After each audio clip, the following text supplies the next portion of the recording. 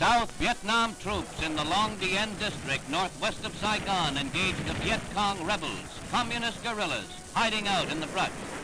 Skirmishes such as this have been plaguing the country since March of this year.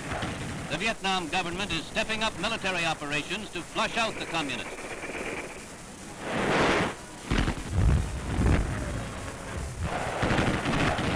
This rebel decides to give himself up to the advancing troops. The government reports that communist-cleared villages are now capable of holding off infiltration by Red guerrilla units.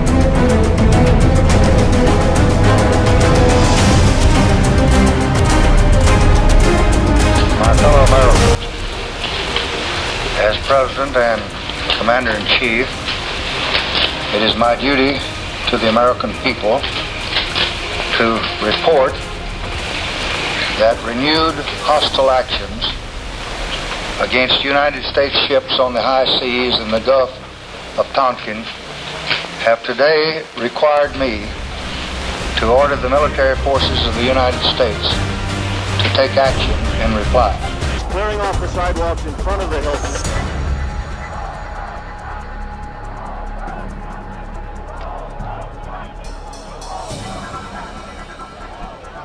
And the persistent chanting by the crowd, the whole world is watching. For it seems now more certain than ever that the bloody experience of Vietnam is to end in a stalemate. But it is increasingly clear to this reporter that the only rational way out then will be to negotiate, not as victors, but as an honorable people who lived up to their pledge to defend democracy and did the best they could.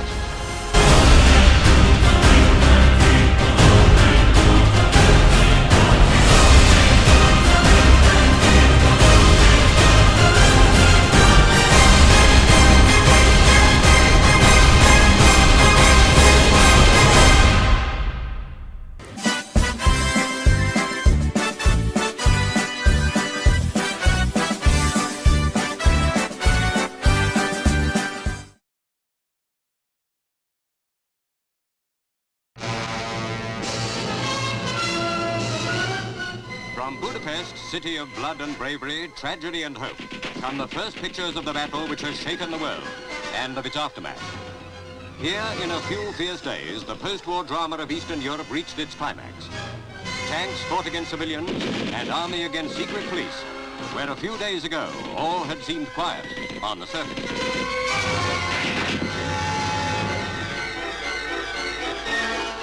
While the battle is raging, you have to keep out of the way.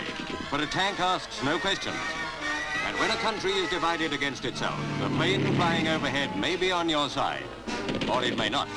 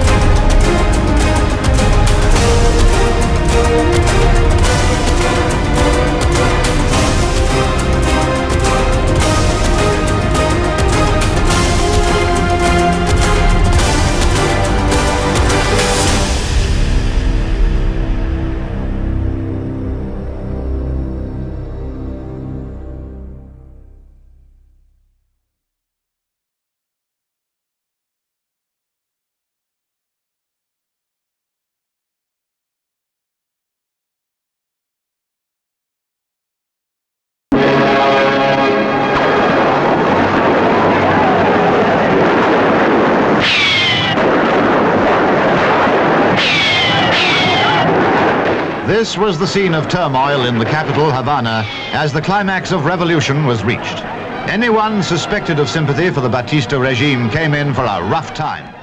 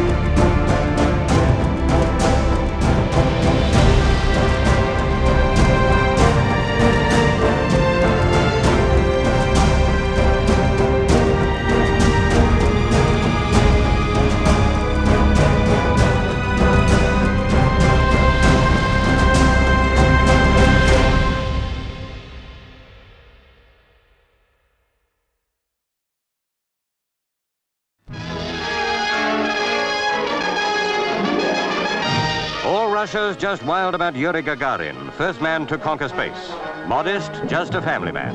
It was no secret, either in Moscow or anywhere else, that Russia was ready to make the attempt. At 7 minutes past 7 a.m. our time, the 450-ton rocket went up.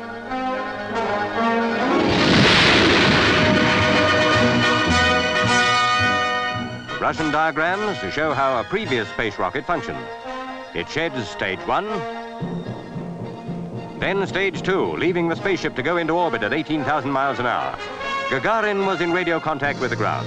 In his 4.5-ton nose cone, he orbited once and was back again 108 minutes after takeoff.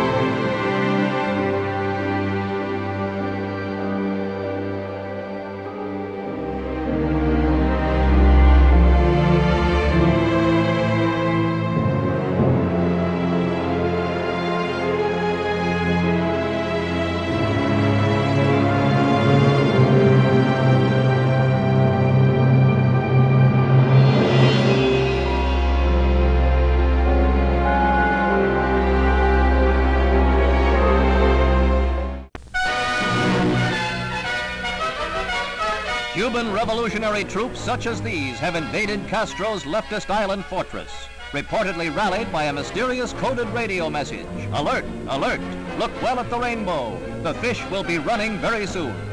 From the sea and by parachute, the rebels have struck along the coast within 90 miles of Havana. Initial accounts of the fighting sketchy, but strafing and bombing of communications and military targets reported with heavy casualties. Fidel's grip is threatened as word of some defections comes out. But the fiery bearded Castro is hardly short on words as he attacks what he calls United States imperialism and calls on sister Latin American republics to aid Cuba.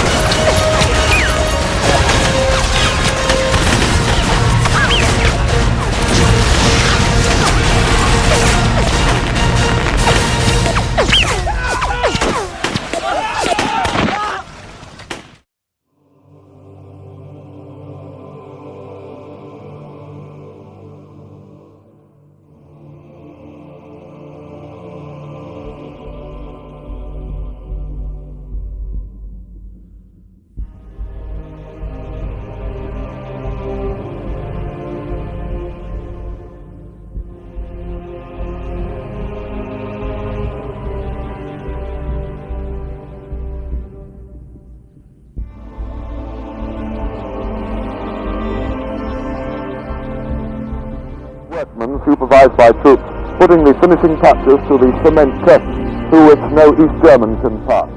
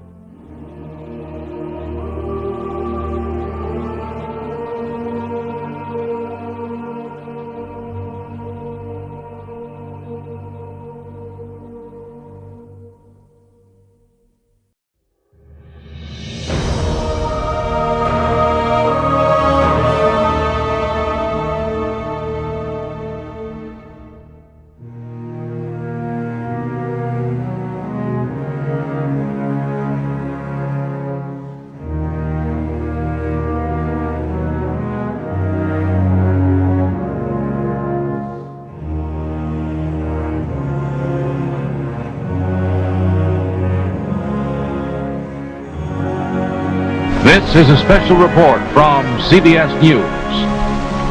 Good evening, this is Walter Cronkite at CBS News headquarters in New York. At its beginning, this day looked as though it might be one of armed conflict between Soviet vessels and American warships on the sea lanes leading to Cuba. But there has been no confrontation as far as we know, and some hope has been generated by suggestions of negotiation.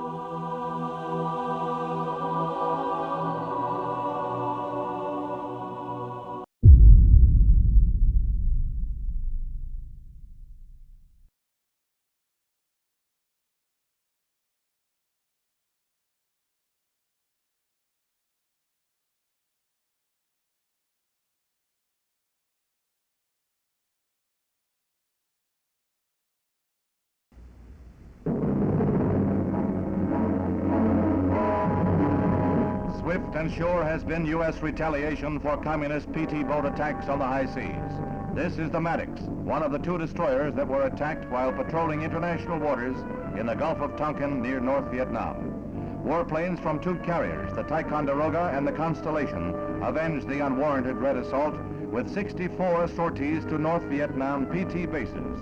25 boats, more than half the fleet, were destroyed, and North Vietnam oil reserves badly depleted. It is estimated 10% went up in flames after direct hits. The Pentagon said 2 pilots were lost. One was reported to be a prisoner of the Reds. The U.S. sorties were launched for one purpose, as a warning to the communists that unprovoked attacks will bring prompt response.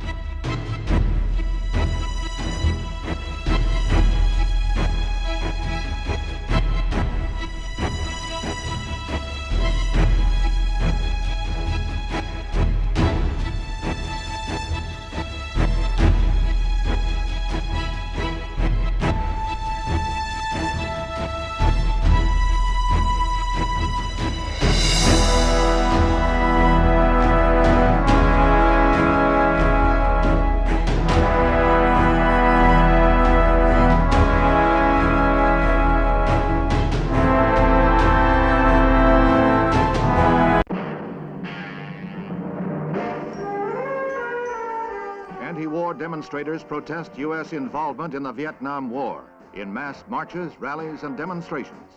Central Park is the starting point for the parade to the UN building. The estimated 125,000 Manhattan marchers include students, housewives, beatnik poets, doctors, businessmen, teachers, priests, and nuns. Makeup and costumes were bizarre.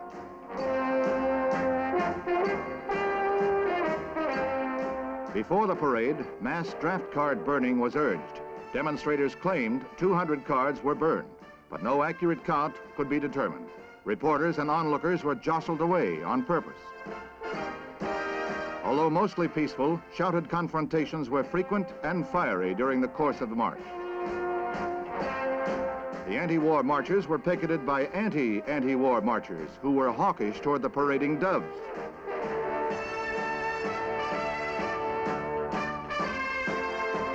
Civil rights leader Martin Luther King leads the procession to the United Nations, where he urges UN pressure to force the U.S. to stop bombing North Vietnam. Police arrested 5 persons as disorderly. 3 were grabbed when they rushed the parade float. No serious injuries, however, in New York's biggest anti-war march. A companion peace demonstration brings out 50,000 marchers in downtown San Francisco. They parade 2 miles along Market Street, pacifists and hippies together. Gigantic Kezar Stadium holds the mass rally, where anti-war songs and speeches figure a short scuffle between pro and con factions. No one was injured. Both demonstrations were sponsored by a loose coalition of left-wing, pacifist, and moderate anti-war groups. President Johnson, meanwhile, let it be known that the FBI is closely watching all anti-war activity.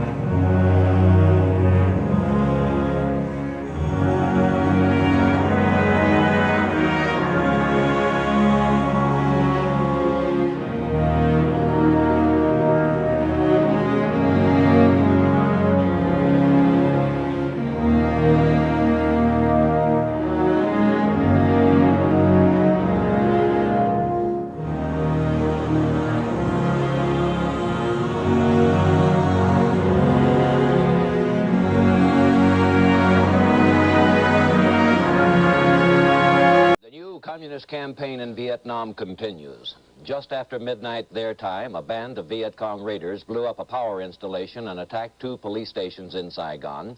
Other small bands still roam the city.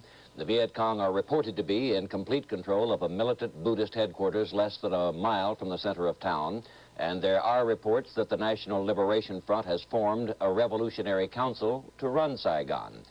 At nearby Tan Son Nhut Air Force Base, which is also American military headquarters, sporadic sniper fire continues to be heard. At Hue, the old imperial capital, 400 miles to the north, the Viet Cong is holding on to part of the town, as well as half the city of Kon Tum in the central highlands. Along the northern coastline, Nha Trang and Quy Nhon have come under fresh mortar fire. And earlier today, South Vietnamese President Thieu declared martial law.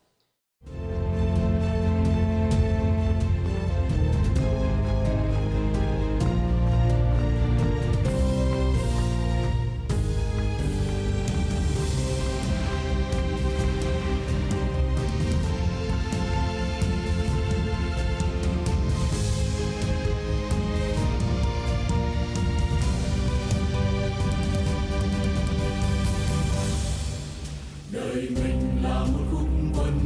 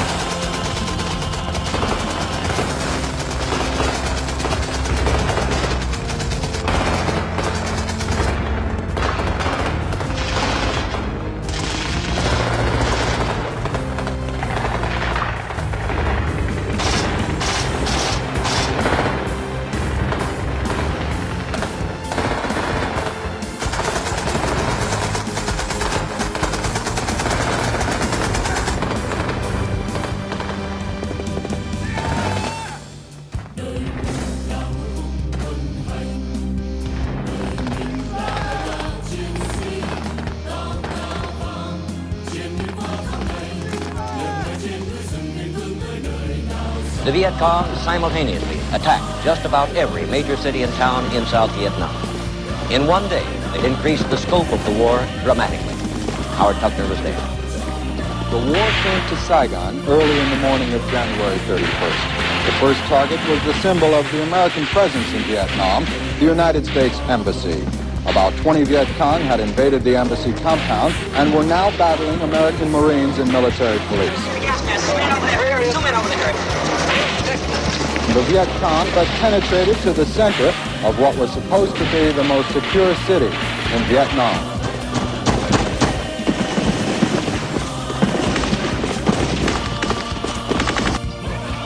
On the fifth day of the battle for Hue, the Marines moved out from the fortified Army compound that withstood the original attack and advanced into the empty, abandoned buildings of what was Hue University. Hue, the ancient imperial city. It is to Vietnamese what Old Boston is to Americans, where many of its country's leaders are born or educated, where many returned to celebrate Tet a week ago when the fighting began, where many remain hidden in the unknown interior of...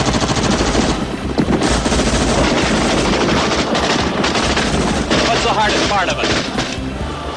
Not knowing where they are, that's the worst thing. Riding around and running the sewers and the gutters anywhere. Be anywhere. Just hope you can stay alive from day to day. I just want to go back home and go to school. That's about it. You lost any friends? Quite a few. We lost one the other day. Good evening. Once again, the Soviet Union, demonstrating a colossal contempt for the opinion of mankind, has resorted to brute force to keep a satellite nation under control. Russian tanks and infantry, aided by troops from East Germany, Hungary, Poland, and Bulgaria, have occupied Czechoslovakia and have crushed the new and relatively liberal leadership of that small country.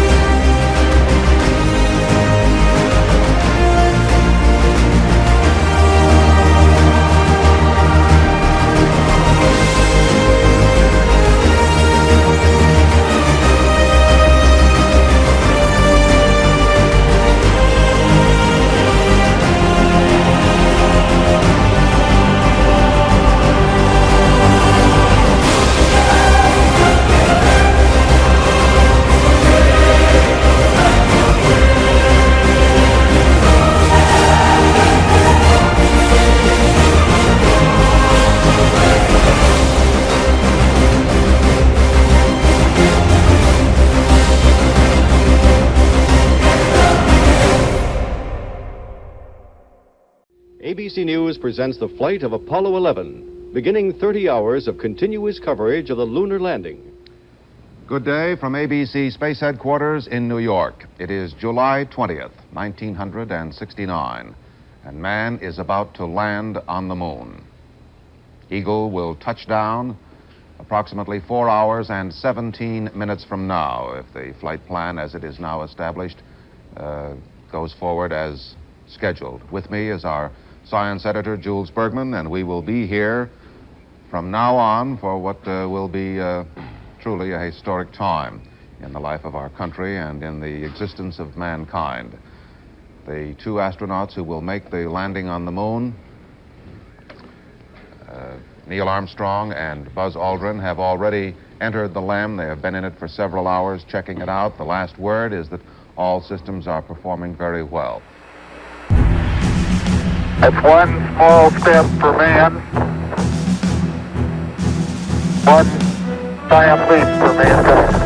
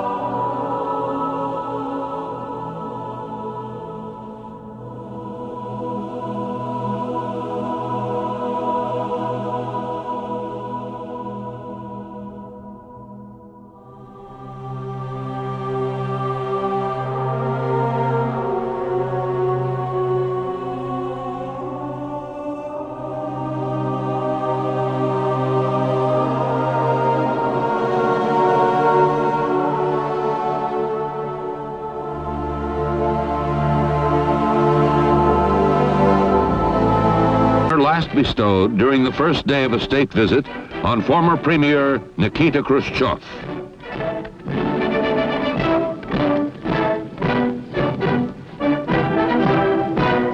Dr. Henry Kissinger sits in on the talks that are animated, constructive, and frank. At the summit, face to face, two leaders who direct the destiny of 1 out of 3 persons on the earth. The gate to friendly contact, says Zhou Enlai, has finally been opened.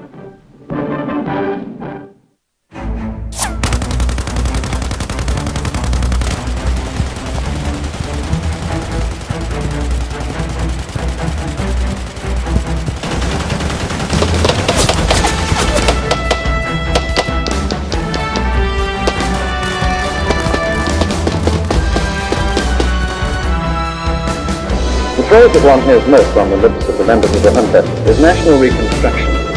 It's become an obsessive phrase, and one sometimes thinks it's a substitute for action.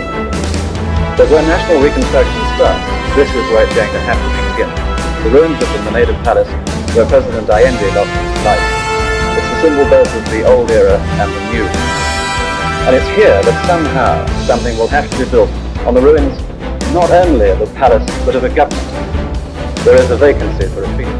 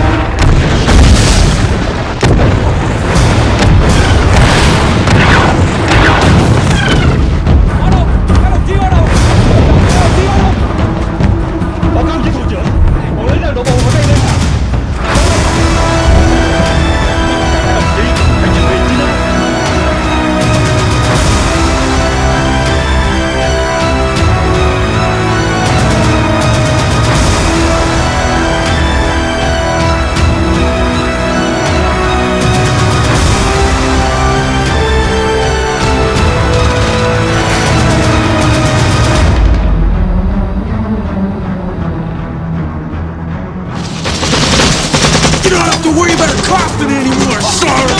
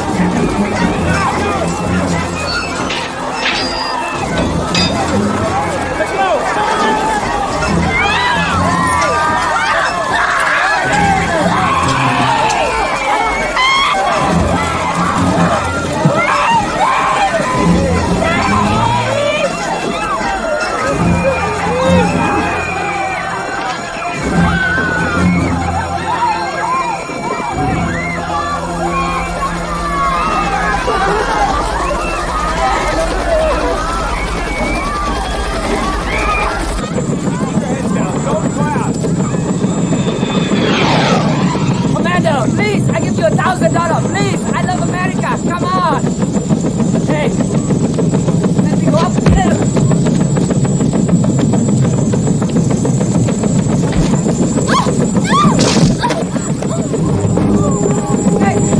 Hey, cho tôi lên mà, come on, let me go. Hey.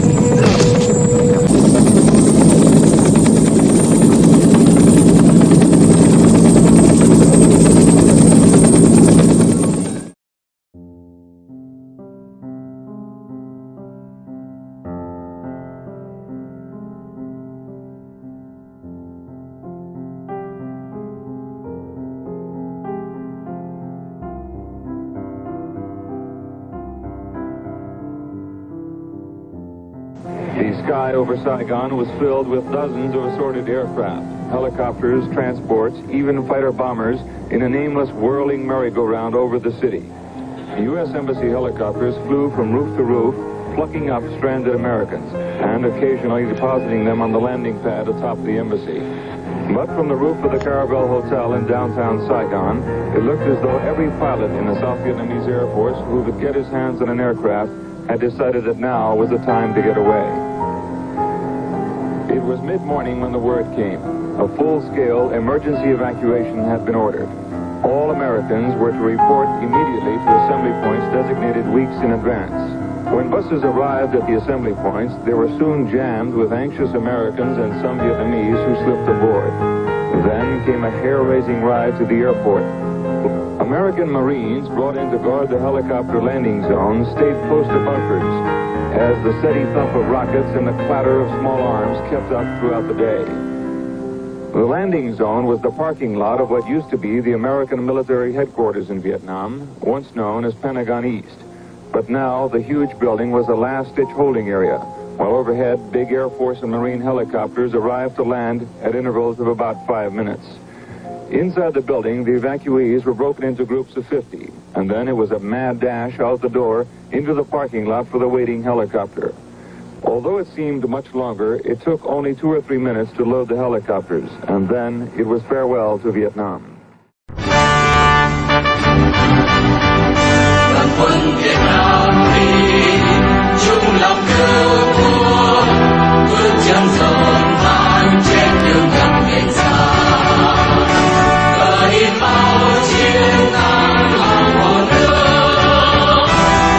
Hãy subscribe cho kênh Ghiền Mì Gõ để không bỏ lỡ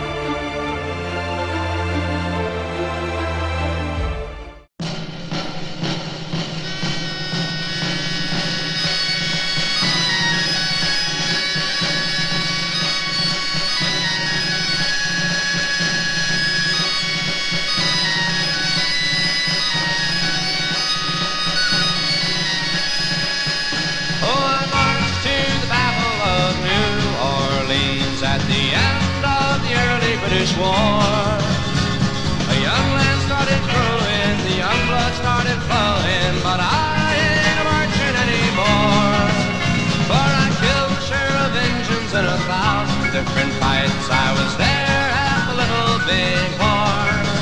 I saw many men lying, I saw many more dying, but I ain't marching anymore.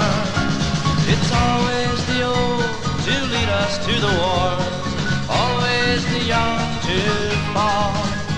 Now look at all we've won with a saber and a gun. Tell me, is it worth it all? For I stole California from the Mexican land, fought in the bloody Civil War. Yes, I even killed my brothers and so many others, but I ain't marching anymore. For I marched to the battles of the German trench in a war that was bound to end all wars. Oh, I must have killed 1,000,000 men and now they want me back again, but I ain't marching anymore. It's always the old to lead us to the war, always the young to fall. Now look at all we've won with the saber and the gun. Tell me, is it worth it all? For I flew the final mission in the Japanese skies, set off the mighty mushroom roar. When I saw the cities burning, I knew that I was learning that I ain't marching anymore. Now the labor leaders screaming when they close the missile plant. United Fruit screams at the Cuban shore.